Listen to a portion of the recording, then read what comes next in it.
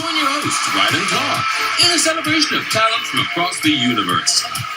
Live from an audience of 3 trillion at the Interstellar Song Contest. Oh, we're so serious there.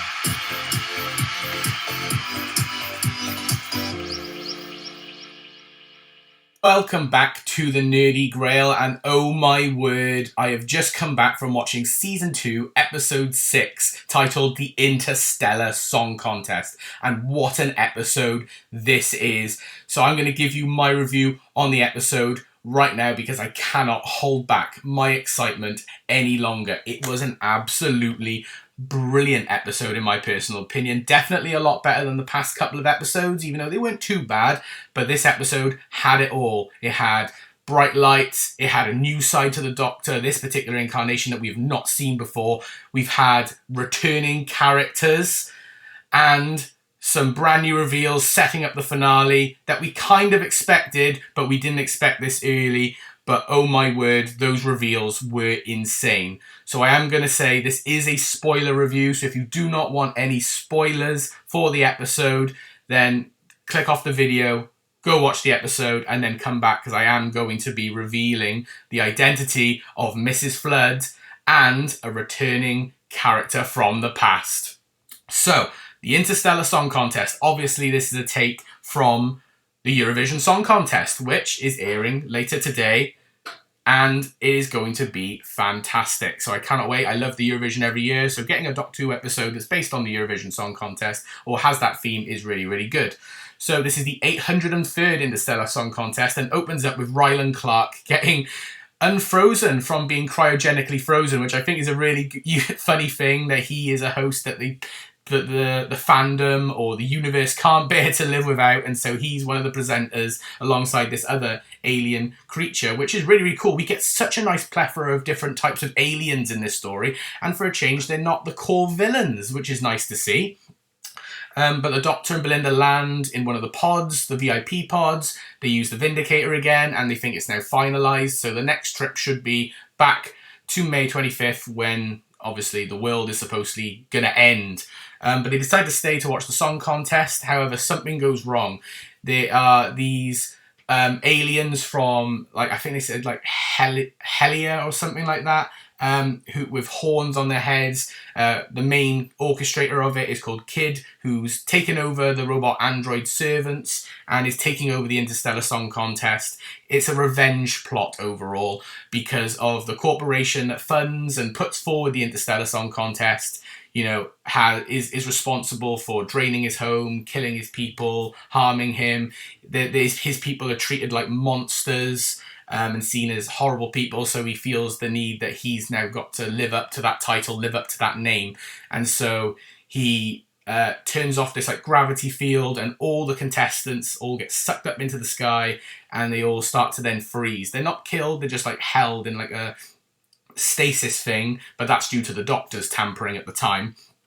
And he's basically holding the contest and the universe to ransom, where he's planning on sending a delta wave that will basically kill like over 7 trillion people just out of revenge. And that is insane, which really triggers the Doctor, because the Doctor actually gets sucked up and starts to get frozen. And this is where the first proper spoiler comes in. So again, if you don't want the spoilers, then I would click off now.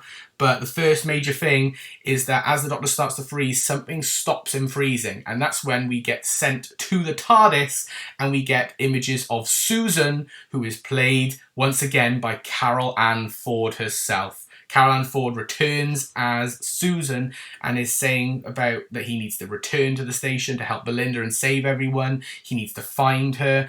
There's different scenes you get to hear her say grandfather. It is touching and I love it. We knew Susan was coming at some point, and here she is again. And then the Doctor grabs a confetti cannon and shoots himself back into the spaceship, where he meets these two people, which he bonds a really good relationship with these people. One of them called Gary, who it's like a couple who are sort of going through hard times. So the Doctor tries to help them out. But yeah, Then you get to see Belinda's side of things, where she's with this person called Cora, who's one of the singers, who we find out has actually a relation to the potential killers and the bad guys, as she's one of their species. And she's sort of she wears this wig to sort of hide her horns because she feels ashamed, because apparently her species aren't allowed to sing in the song contest.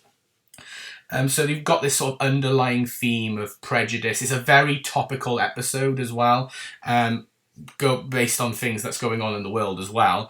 So, you're going to get a bit of topic here, a bit of history. It's really, really good. Eventually, the Doctor and Belinda do reunite. We do get cameos from Graham Norton as well, who's one of a hologram who gives a bit of information about the song contest to the Doctor.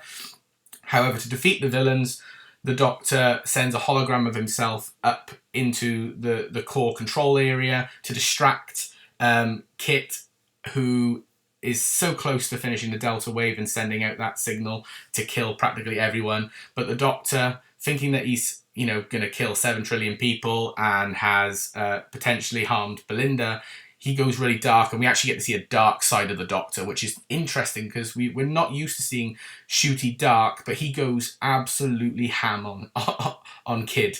And uses a hologram to basically, without him physically touching him, uses a hologram, this holographic glove thing, which sends electrical shocks to him, and he keeps shocking him, not showing any mercy, and he gets flashbacks to Susan, who says, "Grandfather, stop," and he just doesn't stop until Belinda comes in, and then he finally stops.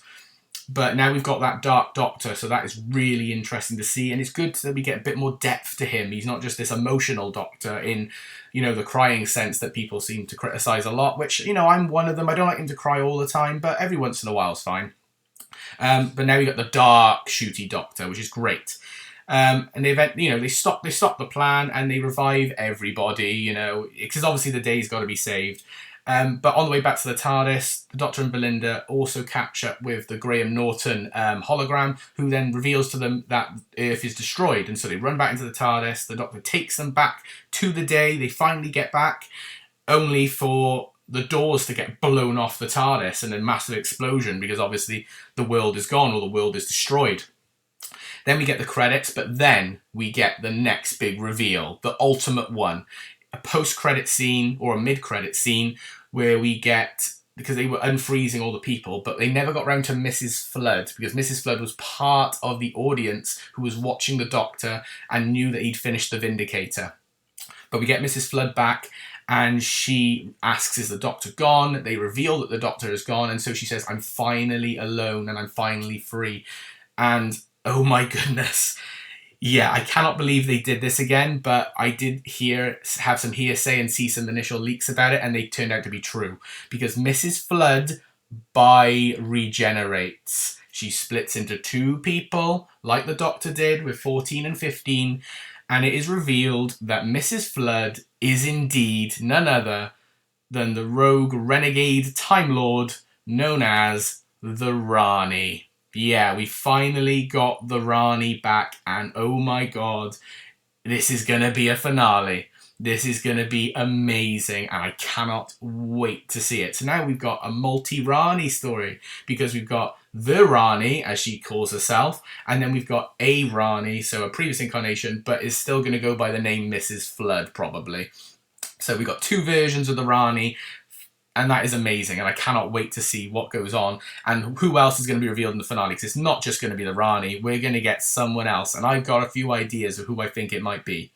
But if I was to rate the Interstellar Song Contest out of 10, I would say for me, this is going to be joint with Lux. I would say I enjoyed this just as much as Lux, so I'm going to give the Interstellar Song Contest an 8 out of 10, because I thoroughly enjoyed this episode, so I cannot wait to see what the finale brings. But that is going to be my review on the Interstellar Song Contest. I hope you did enjoy this video. If you did, please like it by giving it a thumbs up and comment down below your thoughts on the reveals. And subscribe if you are new. But for now, this is the Nerdy Grail signing off. I hope you've had an amazing day, and I will see you all in the next video. Bye for now, everyone.